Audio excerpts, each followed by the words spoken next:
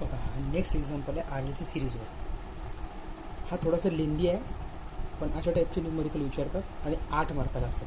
Okay, so a series R L C circuit consist of R is equal to 15 ohm, L is equal to 0.5 henry, C is equal to 25 microfarad.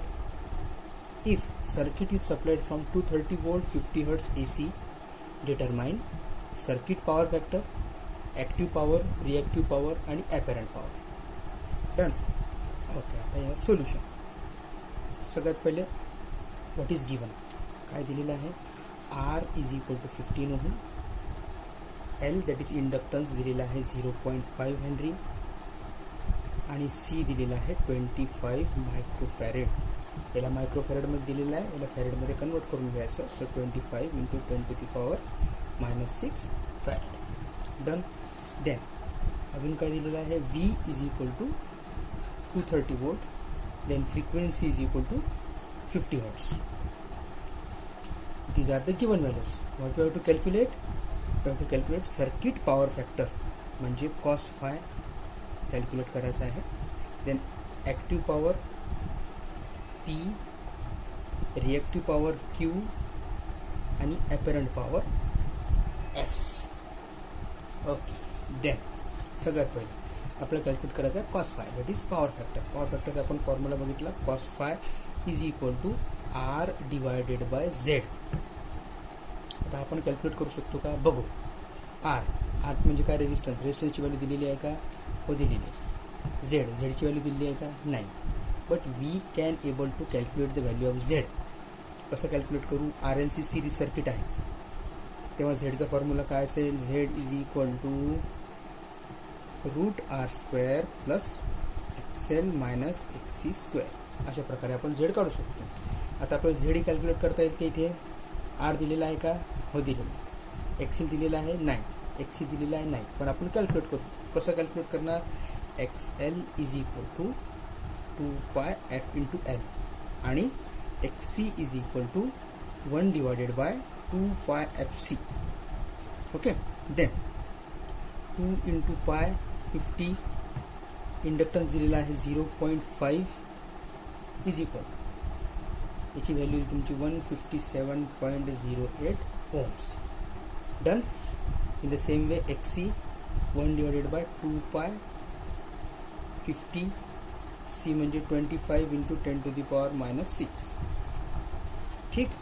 XC ची value येईल 127.32. Okay, हा XL XC असं calculate करायचं. Then put the values of XL XC in the formula of Z. XL आणि XC ची value या झेडच्या फॉर्म्युलामध्ये टाकायची. Now Z will become, Z is equal to काय आहे, √R². आर म्हणजे ऑलरेडी दिलेला आहे 15 ओम्स.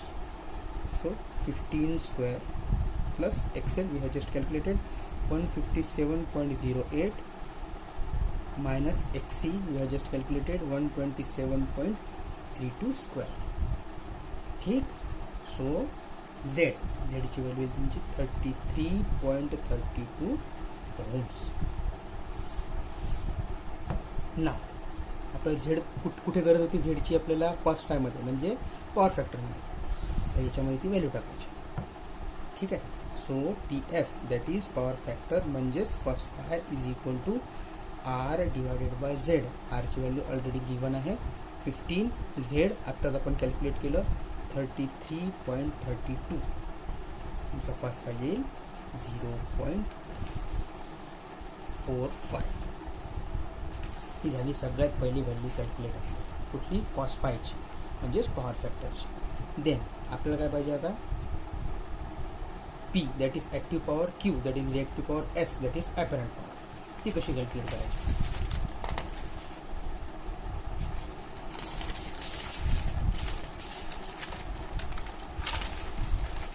तिघांचा फॉर्म्युला सांगतो तुम्हाला मी. ॲक्टिव्ह पॉवर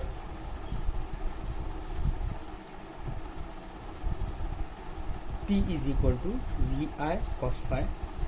याची युनिट आहे वॅट्स. ठीक. Then reactive power Q is equal to VI sin phi. याची युनिट आहे VAR म्हणजे वोल्ट एम्पियर रिॲक्टिव्ह. तिसरी आहे apparent power.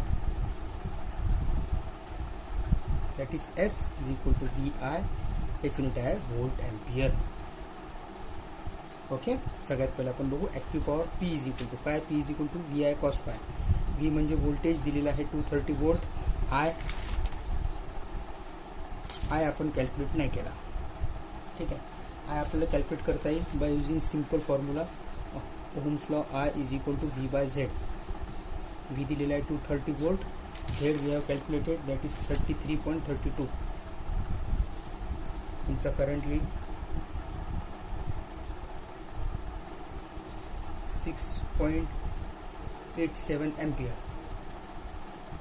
Okay, then P I आहे. नंतर ॲक्टिव्ह पॉवर घ्यायचं. P is equal to V into I into cos phi. V 230 volt. I आपण calculate केला 6.87 आणि कॉस फायचा आपण कॅल्क्युलेट केला होता that is 0.45. Okay, so 0.45 is equal to power ही तुमची 714.25 वॅट्स. ओके, थोडासा लेंदी आहे, फक्त फॉर्म्युला यूज करायचे. Then reactive power Q is equal to काय व्ही आय साईन फाय. व्हीची व्हॅल्यू 230 वोल्ट. करंट कॅल्क्युलेट केला आपण 6.87. नंतर साईन फाय कसा घेणार आपण आता. मी तुम्हाला मागच्या फॉर्म्युला न्यूमेरिकलमध्ये सांगितलं होतं. Sine square theta plus cos square theta is equal to 1. नंतर sine theta is equal to root of 1 minus cos theta. हा येईल सपोज तुमचा 0.8. ठीक, इज इक्वल याला कॅल्क्युलेट करायचं. तुमचा आन्सर येईल 1417.36 VAR. ही झाली तुमची reactive power calculate. Then apparent power that is S is equal to simple V into I. त्याला कुठलाच अँगल नाही दिलेला. ओके, सो व्ही आहे 230 volt. Then current is 6.87 ampere and it is found to be 1587.23 VA. ही झाली तुमची apparent power, reactive power आणि active power. आणि हा आहे कॉस फाय. तेवढं तुम्ही सॉल्व केलं की तुम्हाला 8 मार्क्स भेटतील. असे सिम्पल न्यूमेरिकल येतात. All you have to do is remember the फॉर्म्युले. फक्त फॉर्म्युला लक्षात ठेवायचं. फॉर्म्युले लिहून घ्यायचे पहिले RLCचे. कुठे कोणती व्हॅल्यू टाकल्यावर कशी येईल ते कॅल्क्युलेट करून घ्यायचं आणि त्यानुसार मग त्या फॉर्म्युलामध्ये त्याची व्हॅल्यू पुटअप करून आन्सर्स घेऊन घ्यायचे. ओके.